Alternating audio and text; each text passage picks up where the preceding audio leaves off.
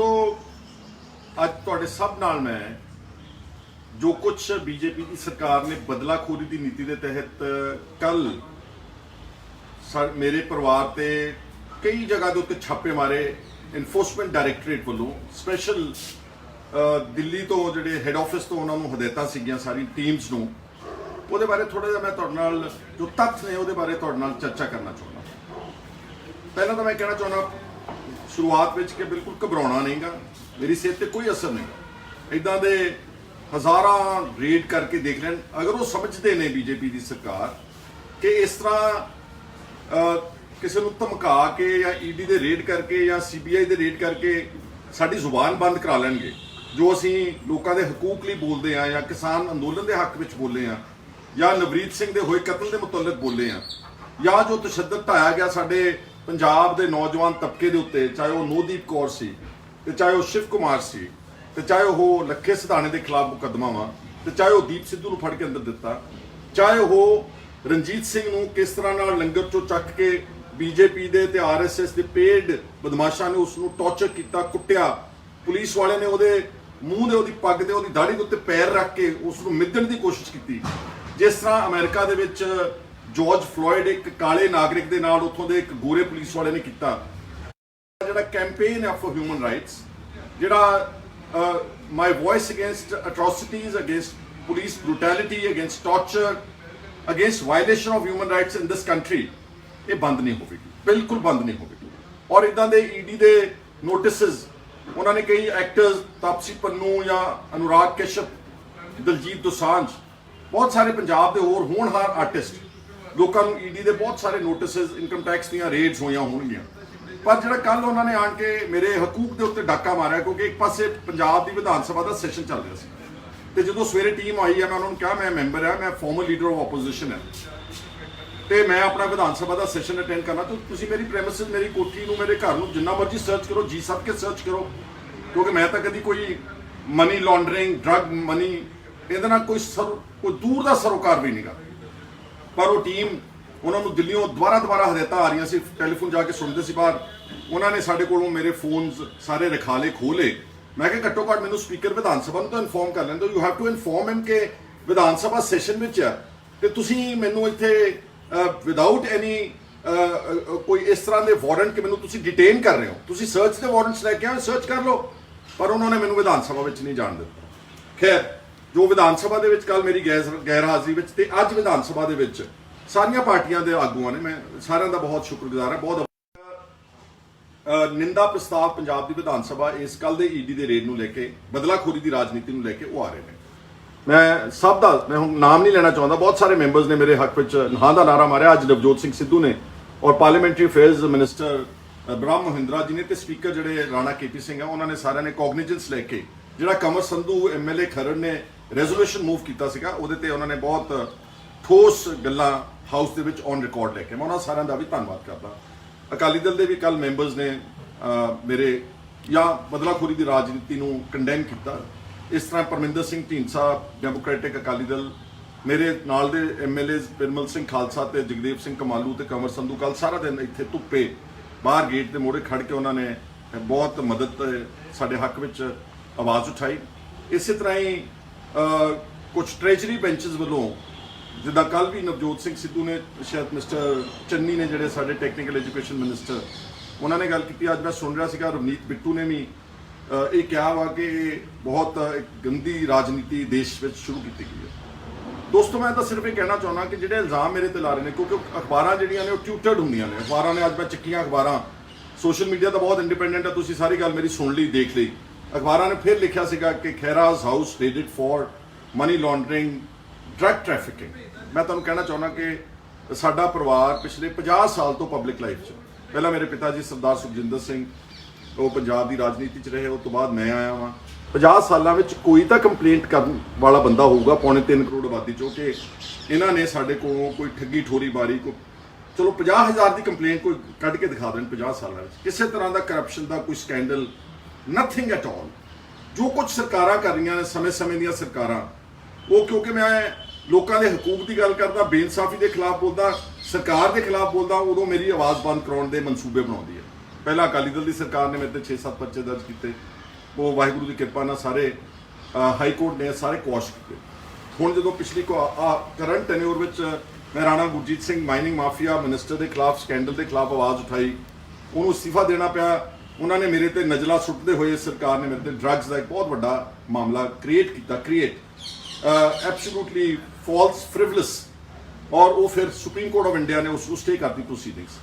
ਹੁਣ ਜਦ supreme court ਦੀਆਂ ਪ੍ਰੋਸੀਡਿੰਗਸ ਕਿਸੇ ਡਰੱਗ ਮਾਮਲੇ ਵਿੱਚ ਸਟੇਟ ਨੇ, ਇਹ ਈਡੀ ਦਾ ਰੇਡ ਉਸੇ ਹੀ ਮਾਮਲੇ ਦੇ ਵਿੱਚ ਦੁਬਾਰਾ ਮੇਰੇ ਘਰਾਂ ਦੇ ਵਿੱਚ, ਮੇਰੇ ਪਿੰਡ ਛਾਪਾਮਾਰੀ ਕੀਤੀ, ਮੇਰੇ ਚੰਡੀਗੜ੍ਹ ਘਰ ਵਿੱਚ ਕੀਤੀ, ਮੇਰੇ ਸਨ ਇਨ ਲਾਅ ਦੇ ਦਿੱਲੀ ਦੇ ਰਿਹਾਇਸ਼ ਵਿੱਚ ਉਹਨਾਂ ਨੇ ਕੀਤੀ। ਉਸੇ ਡਰੱਗਸ ਮਾਮਲੇ ਨੂੰ ਕਹਿ ਰਹੇ ਨੇ ਇਨਫੋਰਸਮੈਂਟ ਡਾਇਰੈਕਟੋਰੇਟ ਨੇ, ਮੈਨੂੰ ਨਹੀਂ ਕਿਹਾ, ਅਖਬਾਰਾਂ ਨੂੰ ਫੀਡ ਕੀਤਾ ਕਿ ਡਰੱਗਸ ਦੇ ਮਾਮਲੇ ਵਿੱਚ ਰੇਡ ਕੀਤਾ, ਜਦ ਕਿ ਇਸ ਨੂੰ ਸੁਪਰੀਮ ਕੋਰਟ ਆਫ ਇੰਡੀਆ ਨੇ ਸਟੇ ਕੀਤਾ ਹੈ।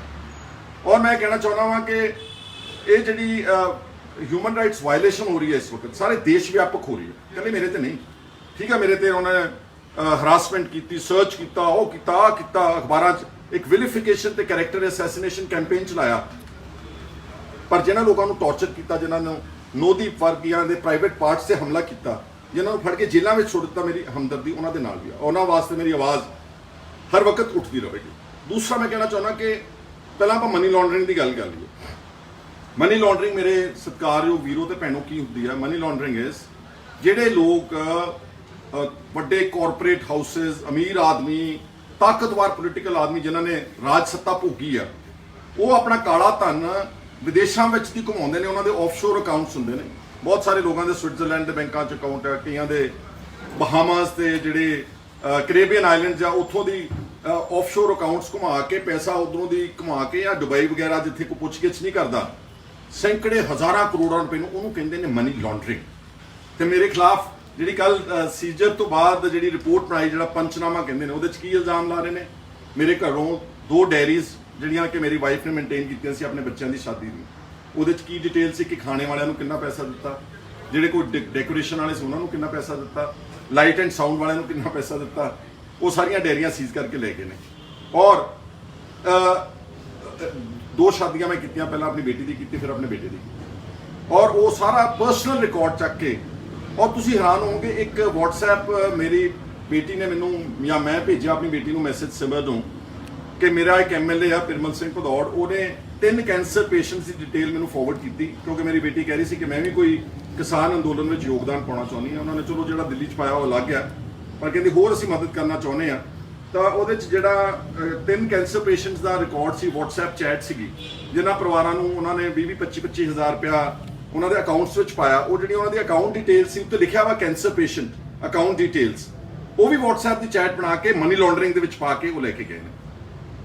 ਕਈ ਪੇਜਸ ਦੇ ਉੱਤੇ ਲਿਖਿਆ ਸੀਗਾ ਕਿ ਸ਼ਾਦੀ ਦੇ ਦੌਰਾਨ ਕਿ ਅਸੀਂ ਸ਼ਗਨ ਵਿੱਚ 25 ਡੱਬੇ ਲੱਡੂਆਂ ਦੇ ਲੈ ਕੇ ਜਾਣੇ ਨੇ, ਜਾਂ ਕਾਜੂ ਦੀ ਬਰਫੀ ਲੈ ਕੇ ਜਾਣੀ, ਜਾਂ ਡਰਾਈ ਫਰੂਟ ਲੈ ਕੇ ਜਾਣਾ, ਉਹਦੇ ਤੇ ਵੀ ਮੇਰੇ ਸਾਈਨ ਕਰਾਏ। ਇਸ ਦਿਸ ਮਨੀ ਲਾਂਡਰਿੰਗ। ਔਰ ਮਨੀ ਲਾਂਡਰਿੰਗ ਮੈਂ ਕਹਿਣਾ ਚਾਹੁੰਦਾ ਕਿ ਉਸ ਨਾਲ ਪ੍ਰਮਾਤਮਾ ਵਾਹਿਗੁਰੂ ਤੋਂ ਡਰ ਕੇ ਕਹਿੰਦਾ ਮੈਂ ਸਾਰੀ ਜ਼ਿੰਦਗੀ 'ਚ ਕਦੀ ਕੋਈ ਗਲਤ ਕੰਮ ਨਹੀਂ ਕੀਤਾ।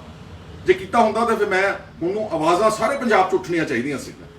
ਸੋ ਪਰਸਨਲ ਮੈਂ ਆਪਣੀ ਗੱਲ ਕਹਿਣਾ ਚਾਹੁੰਦਾ, ਹਾਲਾਂਕਿ ਇਹ ਫੋਰਮ ਨਹੀਂਗਾ, ਪਰ ਸਿਰਫ ਤੁਹਾਨੂੰ ਦੱਸਣ ਵਾਸਤੇ ਕਿ ਮਨੀ ਲਾਂਡਰਿੰਗ ਕੀ ਹੁੰਦੀ ਆ ਤੇ ਮੇਰੇ ਤੇ ਕੀ ਇਲਜ਼ਾਮ ਲਾ ਰਹੇ ਨੇ। ਮੈਂ ਜੋ ਕੁਝ ਵੀ ਪਿਛਲੇ ਸਮੇਂ 'ਚ ਕੀਤਾ, ਆ ਸਾਰਾ ਕੁੱਲ ਮਿਲਾ ਕੇ ਜੋ ਆਪਣੇ ਜ਼ਿੰਮੇਵਾਰੀਆਂ ਅਦਾ ਕੀਤੀਆਂ ਐਜ਼ ਅ ਪੇਰੈਂਟ, ਮੇਰੇ ਤੇ ਇਸ ਵਕਤ ਆਲਮੋਸਟ ਕੋਈ 2-2.5 ਕਰੋੜ ਰੁਪਏ ਦਾ ਕਰਜ਼ਾ ਵਾ। ਜਿਹੜੇ ਬੰਦੇ ਤੇ ਕਰਜ਼ਾ ਹੋਣਾ, ਔਰ ਇਹ ਕਰਜ਼ਾ ਔਨ ਰਿਕਾਰਡ ਹੈ। ਮੇਰੀਆਂ ਐਗਰੀਕਲਚਰ ਜਿਹੜੀ ਲੈਂਡ ਹੈ ਸਾਡੀ, ਉਹਨੂੰ ਗਿਰਵੀ ਰੱਖ ਕੇ ਬੈਂਕਾਂ ਤੋਂ ਐਗਰੀਕਲਚਰ ਲਿਮਿਟਸ ਬਣਾਈਆਂ ਹੋਈਆਂ ਸੀ, ਉਹਦਾ 10% ਵਿਆਜ ਲੱਗਦਾ ਹਰ ਸਾਲ। ਹੁਣ 2-2.5 ਕਰੋੜ ਨੂੰ 20-25 ਲੱਖ ਰੁਪਏ ਵਿਆਜ ਲੱਗਦਾ। ਮੇਰੇ ਕੋਲ ਕਈ ਵਾਰ ਵਿਆਜ ਦੇਣ ਦੇ ਪੈਸੇ ਨਹੀਂ ਹੁੰਦੇ, ਤਾਂ ਮੈਂ ਆਪਣੇ ਦੋਸਤਾਂ ਮਿੱਤਰਾਂ ਕੋਲੋਂ, ਰਿਸ਼ਤੇਦਾਰਾਂ ਕੋਲੋਂ, ਆਪਣੀ ਬੇਟੀ ਜਾਂ ਆਪਣੇ ਪਰਿਵਾਰ ਦੇ ਮੈਂਬਰਸ ਕੋਲੋਂ ਉਹ ਪੈਸਾ ਫੜ ਕੇ ਤੇ ਮੈਂ ਉਹਦਾ ਇੰਟਰਸਟ ਭਰਦਾ। ਜੇ ਮੇਰੇ ਕੋਲ ਇੱਦਾਂ ਹੀ ਪੈਸਾ ਹੋਵੇ ਤਾਂ ਪਹਿਲਾਂ ਤਾਂ ਮੈਂ ਆਪਣੀ ਲਿਮਿਟਸ ਭਰਾਂ। ਮੈਂ 20-25 ਲੱਖ ਰੁਪਏ ਬੈਂਕ ਨੂੰ ਕਿਉਂ ਅਦਾ ਕਰਾਂ? ਇਸ ਕਰਕੇ ਉਹਨਾਂ ਨੂੰ ਕੁਝ ਨਹੀਂ ਮਿਲਿਆ। ਔਰ ਮੇਰੇ ਪਿੰਡ ਵਿੱਚ ਬਹੁਤ ਸਾਰੀਆਂ ਸਰਚਸ, ਬਹੁਤ ਬੇਤੁਕੀਆਂ ਗੱਲਾਂ ਨੂੰ ਮਨੀ ਲਾਂਡਰਿੰਗ ਨਾਲ ਜੋੜ ਕੇ ਐਵੇਂ ਉਹ ਆਪਣਾ ਡਿਟੇਲ ਬਣਾ ਕੇ ਲੈ ਗਏ। ਉਹਨਾਂ ਨੂੰ ਸੰਗ ਆਉਂਦੀ ਸੀ ਕਿ ਹੁਣ ਅਸੀਂ ਕੀ ਕਵਾਂਗੇ ਕਿ ਅਸੀਂ ਮਨੀ ਲਾਂਡਰਿੰਗ ਦੇ ਆਧਾਰ ਦੇ ਉੱਤੇ ਆਏ, ਤੇ ਲੱਭਿਆ ਕੀ ਹੁਣ ਆ ਗਈ ਡਰੱਗਸ ਦੀ ਗੱਲ। ਡਰੱਗਸ ਦੇ ਵਿੱਚ ਇੱਕ ਨਵੇਂ ਪੈਸੇ ਦਾ ਉਹਨਾਂ ਦੇ ਕੋਲ ਕੋਈ ਰਿਕਾਰਡ ਨਹੀਂ ਸੀ, ਇੱਕ ਨਵੇਂ ਪੈਸੇ ਦਾ। ਬਟ ਅਖਬਾਰਾਂ ਲਿਖੀ ਜਾਂਦੀਆਂ ਨੇ Khaira's house raided for money laundering and drugs. ਮੇਰੀ ਉਸ ਮੀਡੀਆ ਨੂੰ ਵੀ ਮੇਰੀ ਹੱਥ ਜੋੜ ਕੇ ਬੇਨਤੀ ਕਿ ਤੁਸੀਂ ਕਿਸੇ ਦਾ ਕੈਰੈਕਟਰ ਅਸੈਸੀਨੇਟ ਕਰਨ ਲੱਗੇ, ਕਲਮ ਨਾਲ ਲਿਖਣ ਲੱਗੇ 2 ਮਿੰਟ ਸੋਚਿਆ ਕਰੋ। ਅਗਰ ਇਹੀ ਇਲਜ਼ਾਮ ਤੁਹਾਡੇ ਤੇ ਲੱਗਦੇ ਹੋਣ ਤੇ ਹੋਣ ਬੇਬੁਨਿਆਦ, ਤੇ ਤੁਹਾਡੇ ਤੇ ਕੀ ਬੀਤਦੀ ਹੋਵੇਗੀ। ਇਸ ਲਈ ਮੇਰੇ ਵੀਰੋ ਭੈਣੋ, ਸਤਿਕਾਰਯੋਗ ਵਿਸ਼ਵ 'ਚ ਬੈਠੇ ਪੰਜਾਬ ਦੇ ਲੋਕਾਂ ਨੂੰ ਮੈਂ ਤੁਹਾਡੇ ਅੱਗੇ ਸਿਰ ਝੁਕਾਉਣਾ ਵਾ। ਤੁਸੀਂ ਸਭ ਨੇ ਮੇਰੀ ਬੜੀ ਮਦਦ ਕੀਤੀ, ਅੱਜ ਦੀ ਨਹੀਂ ਲਗਾਤਾਰ। ਜੇ ਤੁਸੀਂ ਸਾਥ ਨਾ ਦਿੰਦੇ ਹੁੰਦੇ ਤਾਂ ਹੁਣ ਤੱਕ ਤਾਂ ਮੈਨੂੰ ਮਧੋਲ ਕੇ ਰੱਖ ਦੇਣਾ, ਸਰਕਾਰਾਂ ਨੇ ਅੰਦਰ ਸੁੱਟ ਦੇਣਾ ਸੀਗਾ। ਪਰ ਪਿੱਛੇ ਕੀ ਕਹਿੰਦੇ ਹੁੰਦੇ ਆ, ਆਵਾਜ਼ੇ ਖਲਕਤ ਨਗਾਰਾ ਖੁਦਾ, ਲੋਕਾਂ ਦੀ ਆਵਾਜ਼ ਰੱਬ ਦੀ ਆਵਾਜ਼। ਤੁਹਾਡੀਆਂ ਅਰਦਾਸਾਂ ਇੰਨੀਆਂ ਕੰਮ ਆਈਆਂ ਕਿ ਮੈਂ ਮੁਸ਼ਕਲ ਤੋਂ ਮੁਸ਼ਕਲ ਹਾਲਾਤਾਂ ਵਿੱਚ ਦੀ ਲੰਘ ਗਿਆ। ਮੈਂ ਲੀਡਰ ਆਫ ਆਪੋਜੀਸ਼ਨ ਸੀਗਾ ਜਦੋਂ ਮੇਰੇ ਤੇ ਹਮਲਾ ਕੀਤਾ ਗਿਆ, ਆਹੀ ਇਲਜ਼ਾਮ drugs, money laundering etcetera etcetera. ਪਰ ਉਹ ਤੁਹਾਡੇ ਅਰਦਾਸਾਂ ਦੇ ਕਰਕੇ ਸੁਪਰੀਮ ਕੋਰਟ ਆਫ ਇੰਡੀਆ ਨੇ ਉਸ ਨੂੰ ਸਟੇ ਕੀਤਾ। ਇਹਦੇ ਦੌਰਾਨ ਬੜੇ ਜੱਜਸ ਦੇ ਸਕੈਂਡਲ ਐਕਸਪੋਜ਼ ਕੀਤੇ। ਉਹਦੀ ਆਡੀਓ ਕਲਿੱਪ ਆਈ ਜਿਸ ਨੇ ਮੇਰੇ ਖਿਲਾਫ ਹਾਈ ਕੋਰਟ ਦਾ ਫੈਸਲਾ ਦਿੱਤਾ ਸੀਗਾ। ਉਹਦੀ ਆਡੀਓ ਕਲਿੱਪ ਕਿ 35 ਲੱਖ ਰੁਪਇਆ ਉਸਨੇ ਇੱਕ ਆਦਮੀ ਕੋਲੋਂ ਕੰਮ ਰਿਸ਼ਵਤਖੋਰੀ ਚ ਲਿਆ। ਸਰਕਾਰ ਨੇ ਉਹਨੂੰ ਕੁਝ ਨਹੀਂ ਕੀਤਾ, ਉਹਨੂੰ ਤੋਹਫਾ ਦਿੱਤਾ। ਉਹਨੂੰ ਬਾਅਦ ਵਿੱਚ ਐਜੂਕੇਸ਼ਨ ਟ੍ਰਿਬਿਊਨਲ ਦਾ ਉਹਨੂੰ ਮੈਂਬਰ ਬਣਾ ਦਿੱਤਾ ਵਾ, ਉਸੇ ਜੱਜ ਨੂੰ ਜਿਹਨੇ ਮੇਰੇ ਕੇਸ ਨੂੰ ਰਿਜੈਕਟ ਕਰਨ ਲਈ, ਡਿਸਮਿਸ ਕਰਨ ਲਈ ਪੈਸਾ ਲਿਆ ਸੀਗਾ। ਸੋ ਕੜੀ ਨਾਲ ਕੜੀ ਉਹ ਜੁੜ ਗਈ ਸੀ। ਇਸ ਕਰਕੇ ਮੈਂ ਇਹ ਪ੍ਰਣ ਕਰਦਾ ਵਾਂ ਕਿ ਇਹ ਜਿਹੜੀ ਆਵਾਜ਼ ਪਹਿਲਾਂ ਬੋਲਦੇ ਨੇ, ਚੱਕਦੇ ਰਹੇ ਨਵਰੀਤ ਦੇ ਹੱਕ ਵਿੱਚ, ਹਿਊਮਨ ਰਾਈਟ ਐਕਟਿਵਿਸਟ ਦੇ, ਇਹ ਹੋਰ ਤੇਜ਼ ਕਰਾਂਗੇ। ਔਰ ਮੈਂ 2 ਦਿਨ ਤੋਂ ਬਾਅਦ ਮੈਂ ਪ੍ਰੋਗਰਾਮ ਦੇਣਾ ਵਾ ਤੇ ਮੈਂ ਉਸੇ ਕਿਸਾਨ ਅੰਦੋਲਨ ਵਿੱਚ ਜਾਣਾ ਵਾ ਦੁਬਾਰਾ। ਜੇ ਬੀਜੇਪੀ ਜਾਂ ਸਰਕਾਰ ਇਹ ਸਮਝਦੀ ਆ ਕਿ ਤੁਸੀਂ ਇਦਾਂ ਦੀਆਂ ਗਿੱਦੜ ਭੁੱਕੀਆਂ ਦੇ ਨਾਲ ਪਰਚੇ ਦਰਜ ਕਰਕੇ ਸਾਡੇ ਰੇਡ ਮਾਰ ਕੇ ਤੁਸੀਂ ਇਸ ਗੱਲ ਤੋਂ ਸਾਨੂੰ ਪਿੱਛੇ ਹਟਾ ਦੋਗੇ, ਤੁਸੀਂ ਨਹੀਂ ਹੀ ਹਟਾ ਸਕਦੇ। ਜਾਨ ਤਾਂ ਸਭ ਨੇ ਇੱਕ ਦਿਨ ਦੇਣੀ ਹੈ ਉਸ ਪਰਮਾਤਮਾ ਵਾਹਿਗੁਰੂ ਨੂੰ, ਸਭ ਨੇ ਚਲੇ ਜਾਣਾ ਮੇਰੇ ਵੀਰੋ ਇੱਥੋਂ, ਕਿਸੇ ਨੇ ਨਹੀਂ ਰਹਿਣਾ ਪੱਕੇ ਤੌਰ ਤੇ। ਇਸ ਲਈ ਜਦੋਂ ਆਪਾਂ ਆਪਣੀ ਜ਼ਮੀਰ ਵੇਚ ਦਿੰਨੇ ਆ ਜਾਂ ਘਬਰਾ ਜਾਂਦੇ ਜਾਂ ਡਰ ਜਾਂਦੇ ਆ, ਫਿਰ ਅੰਦਰੋਂ ਆਦਮੀ ਅਲਟੀਮੇਟਲੀ ਇੱਕ ਉਹਦੀ ਕਾਇਰਾਂ ਵਾਲੀ ਮੌਤ ਹੋ ਜਾਂਦੀ ਆ।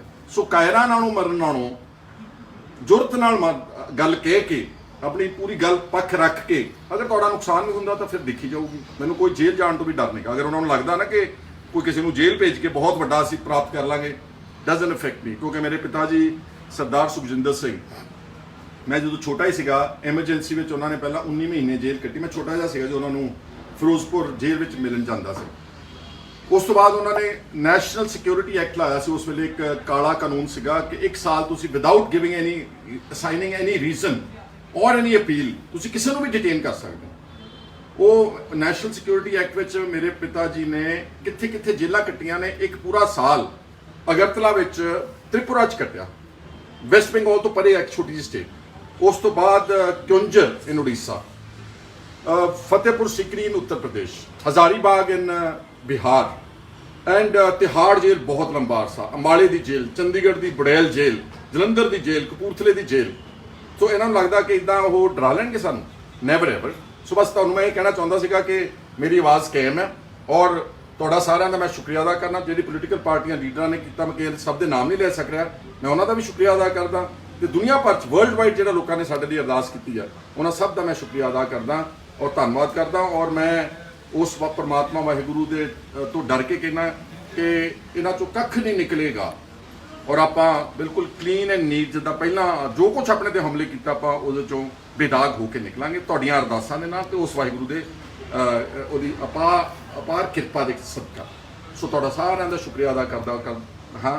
ਔਰ ਮੈਂ ਤੁਹਾਨੂੰ ਕਹੂੰਗਾ ਕਿ ਕਿਸੇ ਵੀ ਇਸ ਤਰ੍ਹਾਂ ਦੇ ਮਨਘੜਤ ਝੂਠੇ ਇਲਜ਼ਾਮਬਾਜ਼ੀ ਵਿੱਚ ਕੰਮ ਨਹੀਂ। ਕੁਝ ਲੋਕ ਬੜੇ ਸੜੇ ਜੇ ਨੇ ਫੇਸਬੁੱਕ ਤੇ ਫਿਰ ਵੀ ਲਿਖੀ ਜਾਂਦੇ ਨੇ ਕਿ ਬੀਜੇਪੀ ਇਹਨੂੰ ਪਤਾ ਨਹੀਂ ਕੀ ਪਰਚਾ ਦਰਜ ਕਰਕੇ ਚਮਕਾ ਰਹੀ ਹੈ, ਹੀਰੋ ਬਣ ਰਹੀ ਹੈ। ਫੇਸਬੁੱਕ ਤੇ ਇਦਾਂ ਦੀਆਂ ਕਰਤੂਤ ਭੈੜੀਆਂ ਗੱਲਾਂ ਲਿਖ ਕੇ ਤੁਹਾਨੂੰ ਪਤਾ ਇਹਦਾ ਕੀ ਹਸ਼ਰ ਹੁੰਦਾ। ਤੁਹਾਡੇ ਤੇ ਕਦੀ ਪਰਚਾ ਦਰਜ ਹੋਇਆ ਵਾ?